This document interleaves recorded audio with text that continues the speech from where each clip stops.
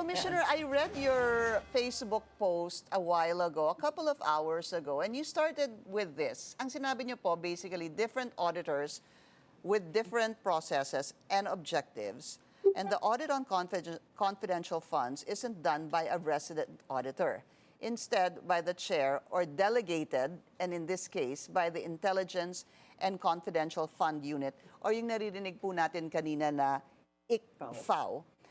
Yes. Siguro para po sa aming nalilito o hindi masyadong maintindihan ang ginagawa po ng mga auditors at kanilang mga trabaho. Maybe just an overview on what you said. Kasi ang sinabi niyo po, kakaiba ang nature ng intel and confidential expenses sa regular expenses. Go ahead, ma'am. Una ho, kailangan ho nating bigyan ng distinction yung tinatawag nating regular disbursement. Ang regular disbursement po, ano yan, kailangan may obligating documents. Ibig sabihin, meron kang kontrata or purchase order. And then, bago mabayaran yan, kailangan may billing, meron delivery receipt, merong acceptance. Pagkatapos, syempre, ipe-prepare na yung claim.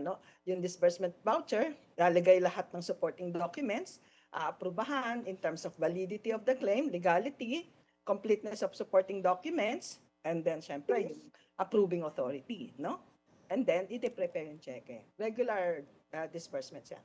Ang confidential and intelligence funds, kasi ito yung pinky yung binabalanse natin yung tinatawag nating sensitive nature. Kaya ito yung maingat na pagbabalanse ng tinatawag nating flexibility at accountability. So dito sa case ng Confi and Intel funds, kina-cash advance. Ayan. So ibibigay sa yung cash advance mo on the basis ng iyong work and financial plan, physical and financial plan, Pagkatapos on that basis, syempre meron kang designation ng sino ba yung special disbursing officer mo, ganyan, And then, syempre kapag nasa iyo na yung cash advance, gagamitin mo na, di ba? Ngayon, may requirement yung batas, yung joint circular. Akala kasi ng marami, hindi confidential yan, kaya walang audit yan.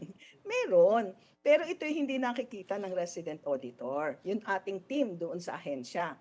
Ang nakikita lang nila at best ay yung cash advance, yung copy ng cash advance. Kasi ang liquidation nito, sinasubmit in sealed envelope. Yan, naka-sealed yung envelope. And then, titingnan siya ng ICFAO. So, sasabihin ng ICFAO, titingnan yung liquidation and together with the supporting documents, nandito ba yung work and financial plan? Nandito ba yung accomplishment? So, ngayon, pwede niyang tanggapin niya yung liquidation, Pero kung may nakitang kakaiba ang COA, katulad ng mga nasabi kanina, pwede siya mag-issue ng AOM or audit observations, And ito yung mahalaga, Pinky.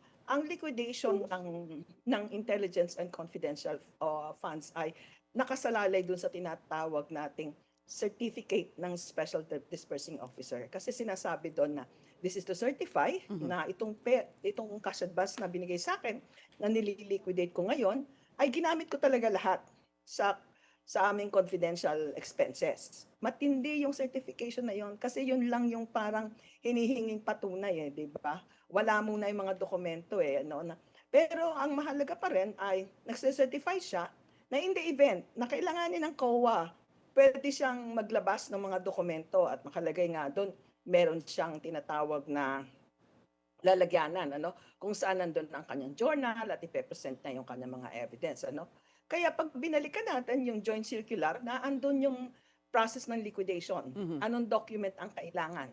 At meron ding mga mahihigpit na probiso na para sinasabi natin, para mapangalagaan yung tinatawag nating resources of the government. Kasi alam mo, Pinky, if I may, isa sa primary na ng mga tagapaglingkod bayan ay yung pag-iingat, safeguarding of the resources. Hindi lamang yung na-manage mo siya, hindi lamang yung wala kang nilabag na batas, kung hindi iningatan mo siya.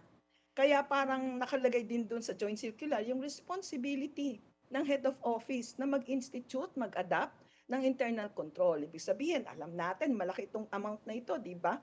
Pero bahagi ng circular, yung ang i-release mo lang ay yung pangangailangan mo sa first quarter. At kailangan, ma-liquidate muna yon bago mag-issue ng panibagong cash advance. Kasi nga pinipigilan natin yung pagkakataon na ang laki na nung outstanding pagkatapos magkakaproblema, eh di ang laki eh. Alam natin napakahirap magbalik ng pera. Aha. That's why you Lalo said na in your Facebook post, kapag tinanggap ang liquidation, ito po yung sinabi nyo Oo. saka lamang pwedeng mag-issue release. ng kasunod na release for the Yes po. Intel and Confi funds. Mabigat po ang certification. To summarize that, Commissioner, I hope I got it right. Kumbaga, kapag regular disbursement, ganito na lang po, pagka confidential and intelligence fund, iba po yung proseso compared dun sa regular disbursement. Kapag May sarili Confi, po siyang batas. Yun Opo. nga po, Joint Circular. pero kumbaga ang Confi and intelligence funds, parang nauuna yung pagbigay ng pera totoo bago po. pinatunayan. Hindi katulad Apo, kapag regular disbursement, patunayan mo muna Apo. na may kontrata, binili mo, na-deliver, nagamit, etc., may May resibo. certification, tapos tsaka kita babayaran. Ay, ang husay, Pinky. Tama po yun.